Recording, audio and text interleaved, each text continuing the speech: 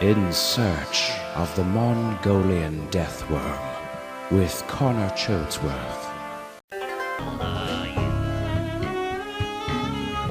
We enter the low-lit stable. Urine-scented straw covers most of the dirt floor. The place is largely empty, inhabited only by a few sleeping goats and a complacent, droopy-eyed yak. See, I told you, there's nothing here. We need to be out in the open looking for wormholes, not in here lollygagging around with... Bono points to a small trough in the back, lit by candlelight.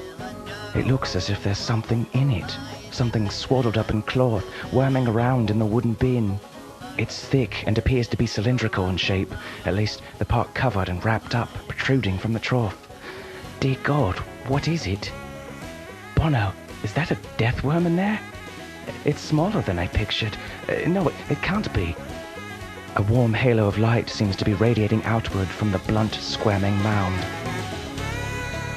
I lower my acid-deflecting visor and slowly approach the creature. This could be it, folks. This could be it. With each breath, the creature's thick body gently heaves underneath the cloth. It's emanating a strange sound, low and breathy, as if simultaneously gurgling and purring. I brace myself, teeth clenched. I begin to pull back the cloth, beads of sweat gathering on my forehead. I pull the cloth aside. What the? Is that a... son of a bitch? It's a fucking Lorax.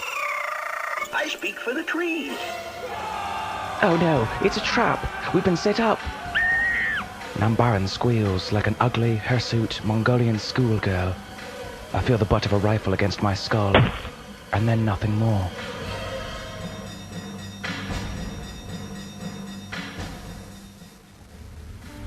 I awake with my face pressed against cold concrete, the dull mechanical sounds of working machinery all around me.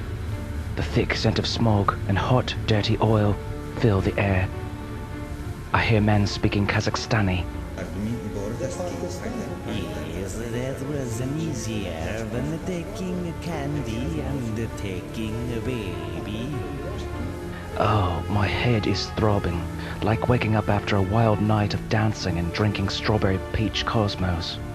We appear to be in some giant factory with a massive, dirty glass dome above our heads. All around us, dejected, exhausted-looking Lorax slaves toil at grimy machinery, making what looks to be some sort of strange, thready fabric. The men standing around us are dressed in military garb, aside from one, the one that appears to be their leader. He's dressed in a billowing pink sundress. His hairy legs and feet protrude from the bottom. Yeah, greetings, God Emperor, and a happy Bonoka to you. The man says, bowing his head. Oh, please, how did you even know about that? Yes, I see that you are noticing my thneed. It is beautiful, is it not? Bono looks up, evidently quite taken by the sundress. He nods up and down slowly. What is this? Where have you taken us? Quiet, you pallid, odd-accented newsman. This is no concern of yours. This is between me and the God Emperor, the one with the inner eye, the one they call the Kwitzach douchebag. Okay, nobody calls him that. That's what he calls himself. I'm kicked in the stomach by a nearby soldier.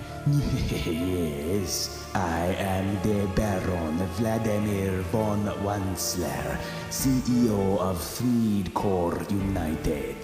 You might have heard of me. I want to talk business with you, God Emperor.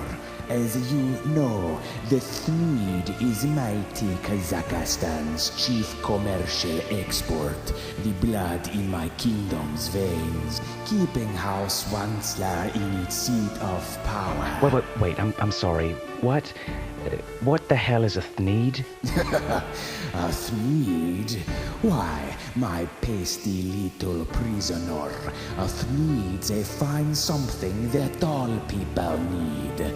You can use it for carpets, for pillows or sheets, or curtains or covers for bicycle seats. It's shirt, it's sock, it's glove, it's a hat, but it has other uses, yes, far beyond that. Ah, like a pretty rose-colored sundress. Absolutely. Why not the sock?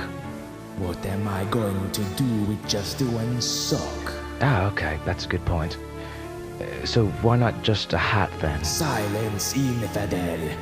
Good Emperor, as I'm sure you are aware, Thneeds are made from felled Trofala trees, and for this reason, Trofala has become most essential and valuable commodity in the entire universe.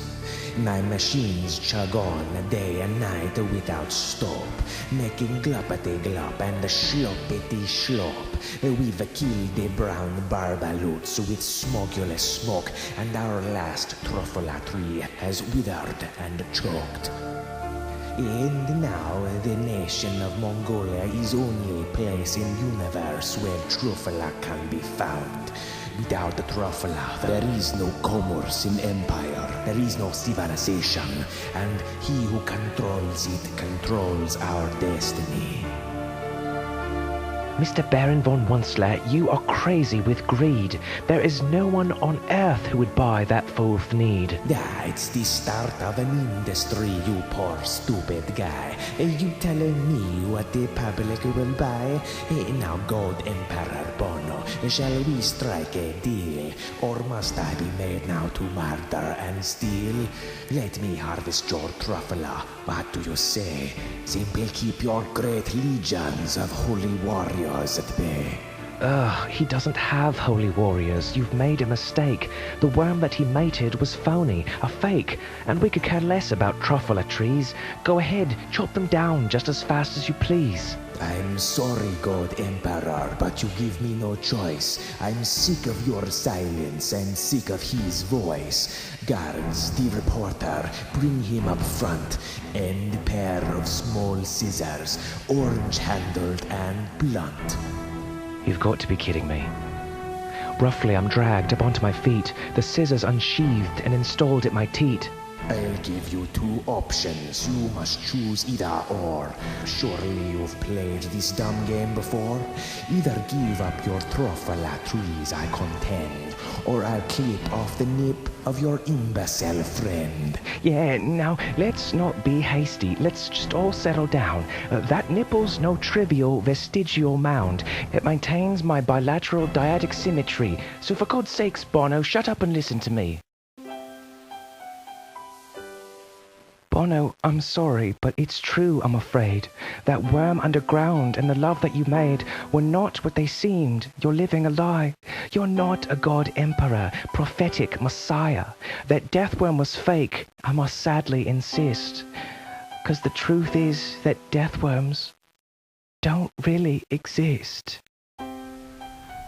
Just then, a sound, a faraway humming. Bono leisurely smiled like he knew what was coming. It grew louder and louder like thundiberous thunder. No, it can't be! Cried the Baron von Wunsler. The dome ceiling shattered, glass poured down like rain, and a terrible creature dropped its head like a crane. I couldn't believe it, the thing that I saw, which grabbed up the Baron in its magnificent maw. I screamed in terror, then whispered in awe, for he is the Kwisatz douchebagger. And as the beast vanished, a thunderbolt crashed, not down from the sky, but up from its ass.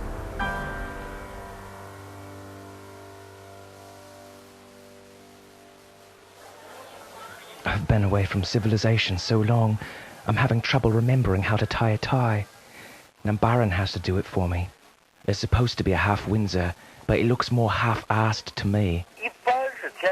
Okay, whatever, sorry. No, fine, I'll let you do it. We're about to go to our first formal debriefing report with the Research Review Board back home. I'm a little nervous. These sciencey types like to ask a lot of questions. I'm worried they might think I'm silly. We left Mongolia and Kazakhstan in a relatively stable state. Now that the Thneed factory has been torn down, trufflet trees have begun to take root, and brown barbaloots dance in their brown barbaloot suits. The swammy swans sing and the humming fish hum, and we've deglumped their ponds and their gills are ungummed. Bono and his elite army of desert holy warriors overthrew Padishah Emperor Shaddam IV, and now control most of Central and East Asia, along with a firm truffler monopoly that positions them for expedient world domination. Mongolian deathworms do exist. I saw one with my own 2 eyes, and so did Nambaran here. Ip, Ip, remember what we talked about? Let me do the talking, okay? You're far too prolix and effervescent. They'll never take you seriously. I straighten my Thneed tie and enter the conference room. Good evening, ladies and gentlemen, and happy Bonaka to you all.